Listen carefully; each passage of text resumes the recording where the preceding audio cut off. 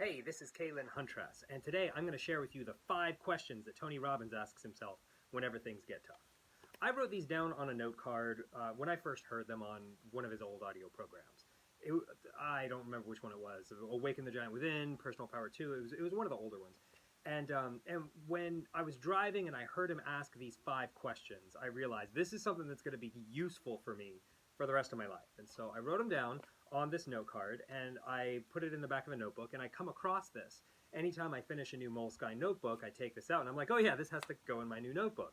And I don't have them memorized. I'm not reciting these every time something gets tough. Maybe I'd be better at handling adversity if I was.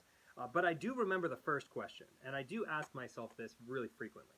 And I asked myself this today, this morning, when I was dealing with something really challenging. And so I asked the first question on this list. What's great about this?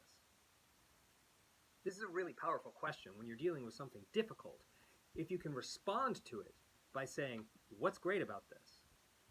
Then you have the opportunity to find an advantage. And if you can't ask this question, then you'd never have that opportunity. And so I love this question itself. What's great about this? And handling any problem by asking that question first is really liberating. The second question he asks is, what's not perfect yet? And this makes you define what's the real problem here. Sometimes the challenge that we're dealing with isn't the real problem. It's the symptoms of the real problem that's affecting our lives. But asking what's not perfect yet makes you get really specific about how things need to change. The third question is, what am I willing to do to make this the way I want it? The fourth question, what am I willing to no longer do in order to have things the way I want them? And the fifth question that Tony Robbins asks when times are tough, how can I do what's necessary to get the job done and enjoy the process?